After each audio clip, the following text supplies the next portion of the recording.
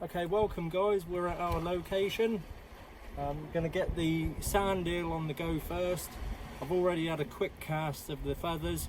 Unfortunately, I don't think there's much happening with them just at the moment, but hopefully once the tide starts coming back up, we're going to go for the tide down and then back up. So hopefully as the tide comes in, I might be able to get lucky on the feathers, but as the tide's going out, I'm going to try for in the deeper water for the pollock.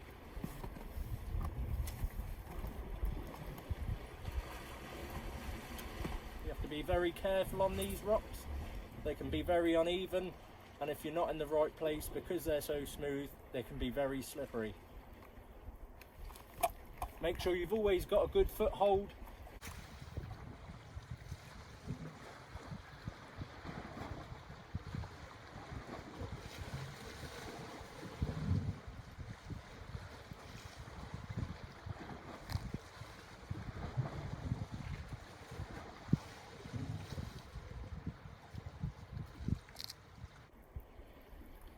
Just below us here, there's a set of rocks, and then just past that it drops down and steps, and then just past that again there's another set of rocks, and then it drops down onto a sandy bottom.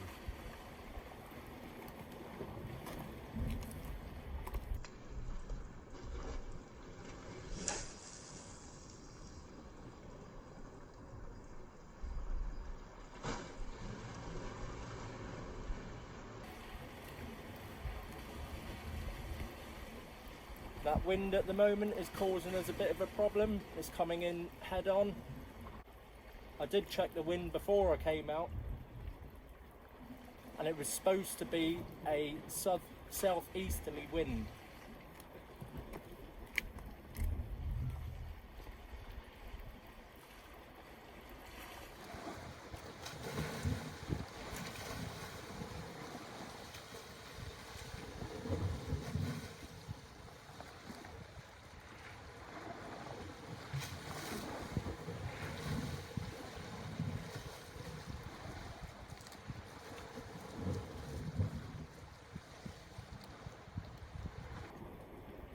The water's extremely clear here. I can see the sand eel lure for quite a distance, and I can also see if there's any silver following it. At the moment, I haven't seen anything just yet, but we're hopeful.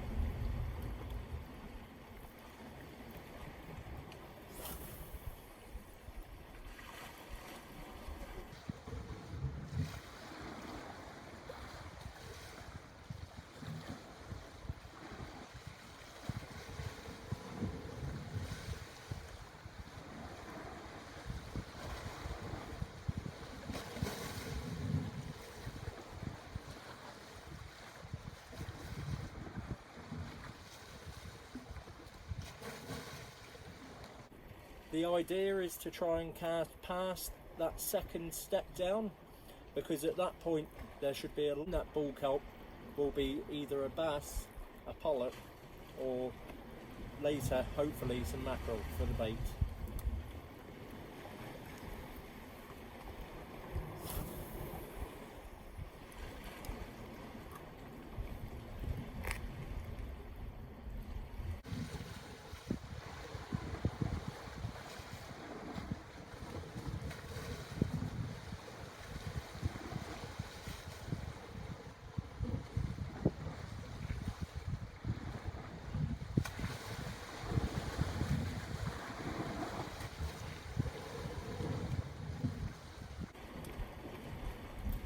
Okay, just there, I seem to have got caught in between a crevice. They are quite bad for fishermen because there is a very good chance that that could end up snapping your line because of obviously the wear and tear on the mono. It will wear down the line and make it weak.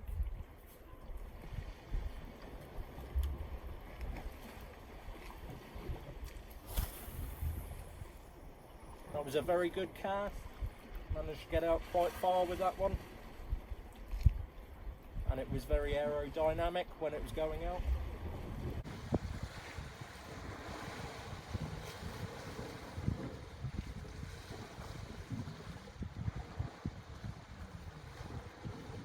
Okay, can just see my lure come over that top reef.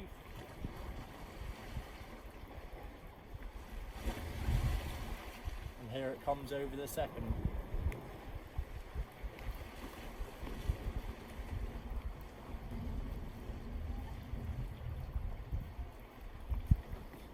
If you notice, when I cast out in that direction, but as I come in, I tend to move the lure this way. The reason why I do that is because I want to follow the shelf along. Hopefully, if there's anything underneath that shelf hiding away, hopefully I might be able to entice it out and get a bite.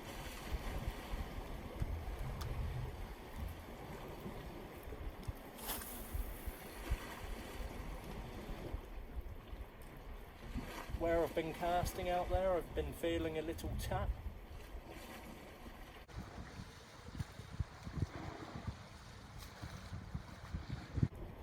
I'm hoping it might be a flatfish on the bottom.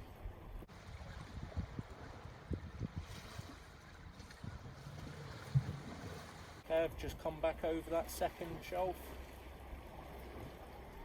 over the last one.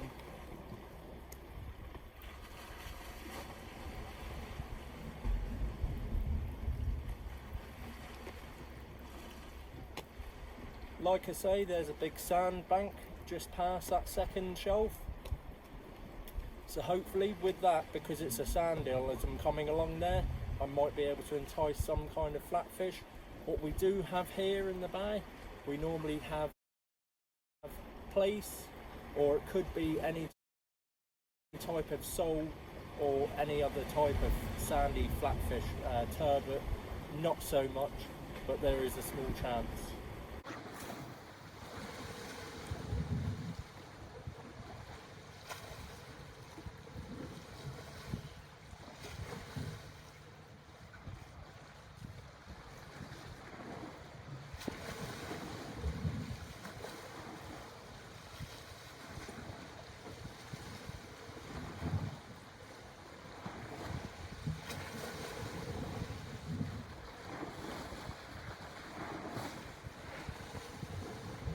I'm just going to put my hat on, the sun's beating down, I can feel it on my neck, so I'm going to make sure I'm well protected with some kind of protection on my neck and head so I don't get sunburned. Shamar on, and this is a great piece of kit. Well, I say a bit of kit, it's more like a bit of cotton.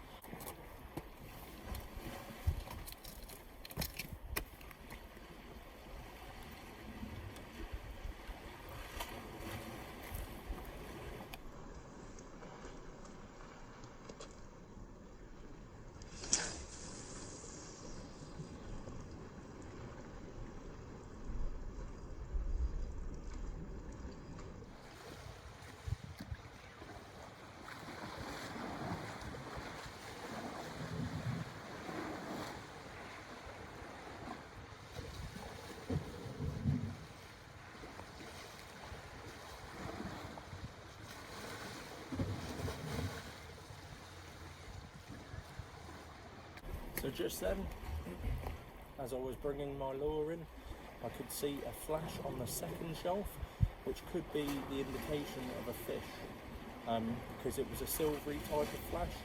So I've got a funny feeling it could have been following the lure. I'm not hopeful that it would be a bass. It's just coming up to 3:45, so it's unlikely it would be a bass, as they normally tend to go for nighttime feeds, but you never know.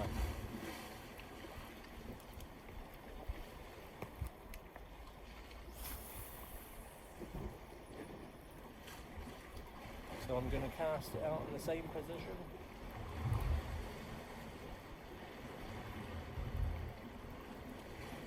I'm going to come nice and slowly over where I saw that silver flash.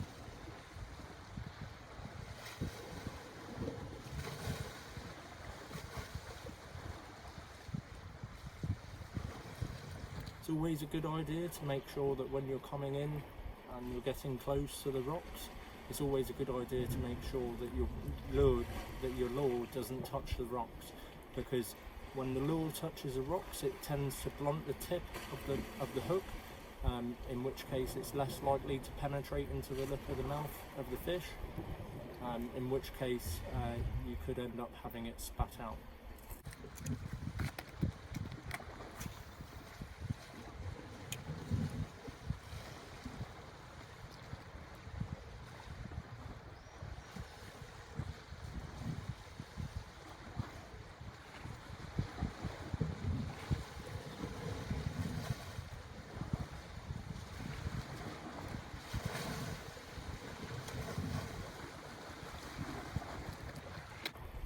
Okay guys, stay tuned.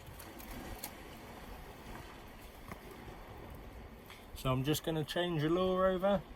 We were using the white sand eel, but we're going to change it over for something a little bit lighter. We're going to try it through here, through the head.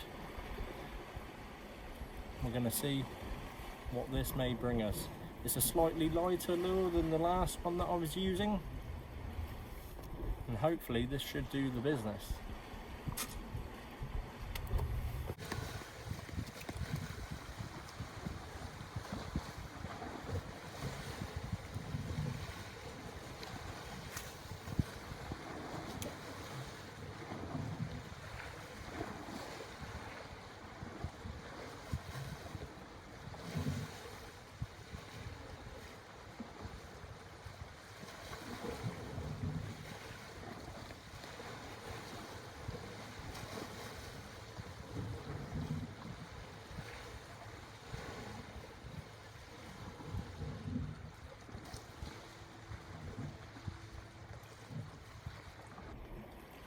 So I was just checking out there how it seems to swim in the water by putting it through the lower, or the more rear eye on the lure.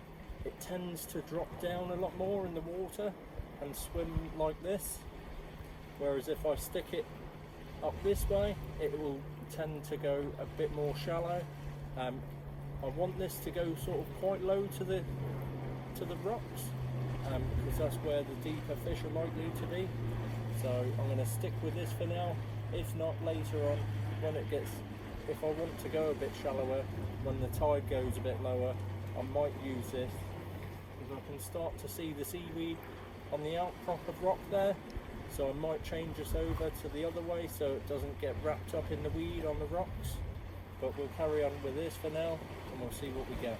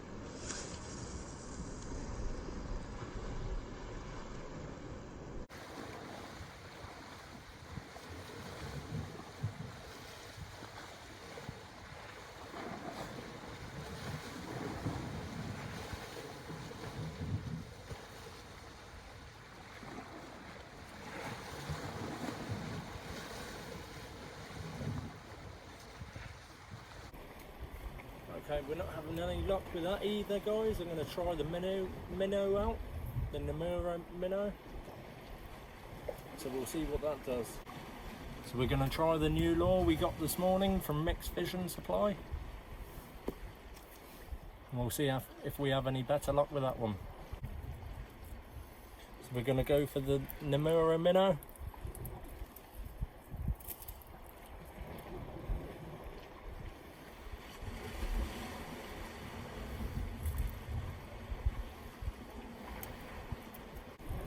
This is a very light lure, so I'm not expecting it to get out very far, but we'll see.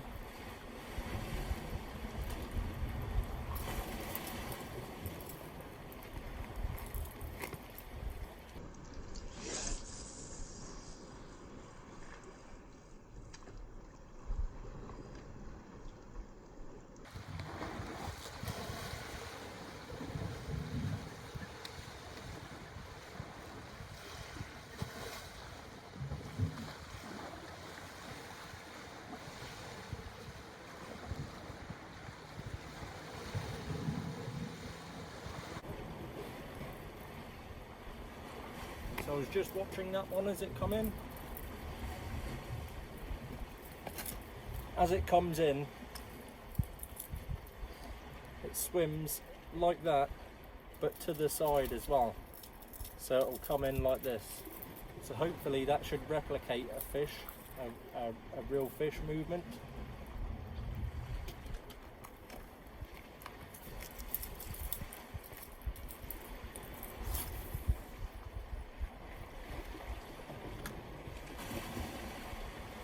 I've not been able to cast this one out very far.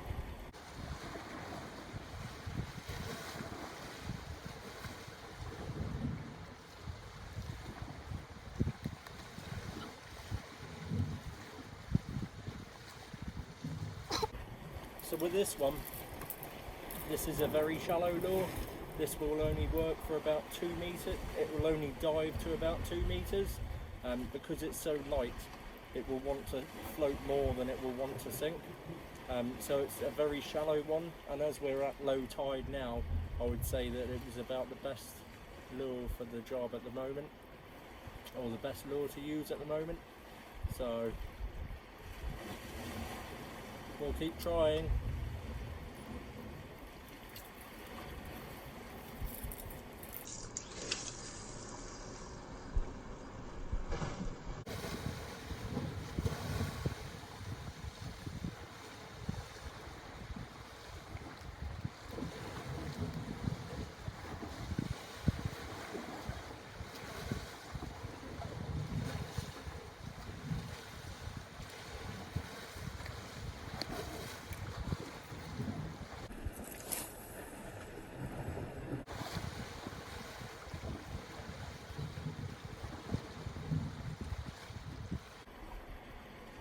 You can work this one extremely slowly, because like I said, it doesn't really sink down to any more than 2 meters. So we should be quite safe and won't get it stuck.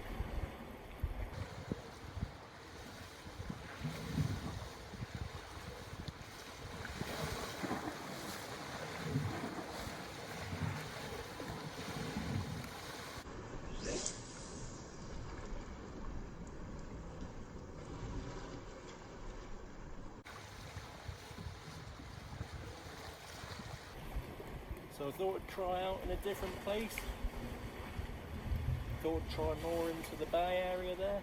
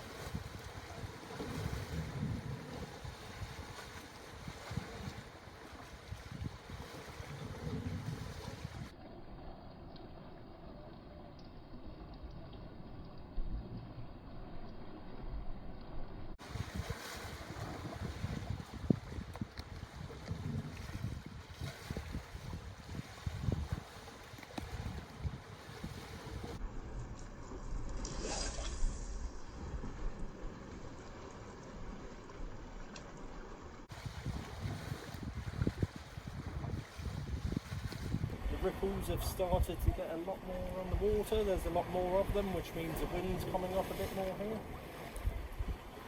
It's not too bad at the moment, but the wind is just starting to pick up a bit.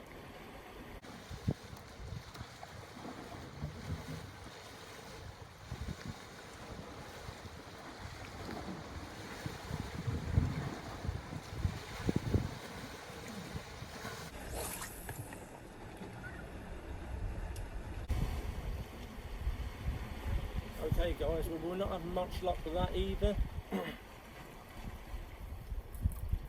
So what I'm going to probably do is I'm going to try the feathers for a little bit.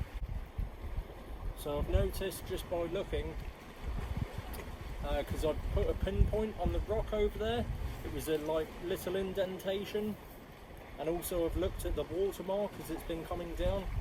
Now I know where that indentation was before when I mentioned, and it's just a bit higher than that now, so that means the tide's turned and it's on its way up. And I know for a fact that if I don't get across where I am now, probably an hour or two after that, then I will be probably stuck here for the evening, because there's a big gully that divides me between here and the land on this little outcrop of rocks. So I'll have to keep that in mind for the next hour.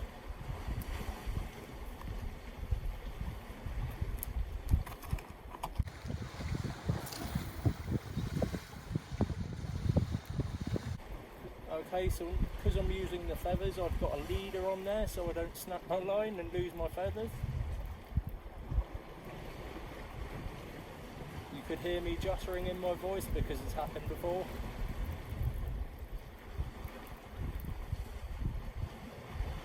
I actually cast out and I completely lost the whole set because the line snapped on the end.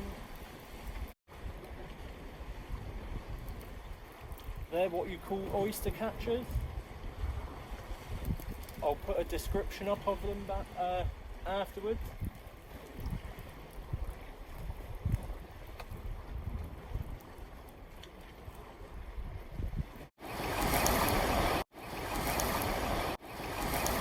They have extremely long orange beaks, and this is so that they can get underneath the rocks to be able to feed properly. They're a black and white plumage, very nice bird.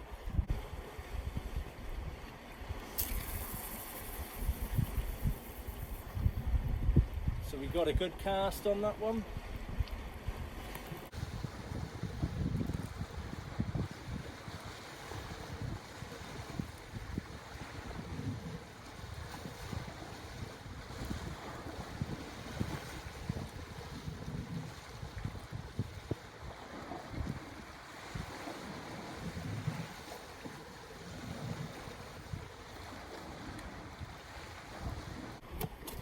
Okay then guys and girls, we haven't been very successful this afternoon, so what I'm going to do is, I noticed in the rock pool here there's some different types of seaweed.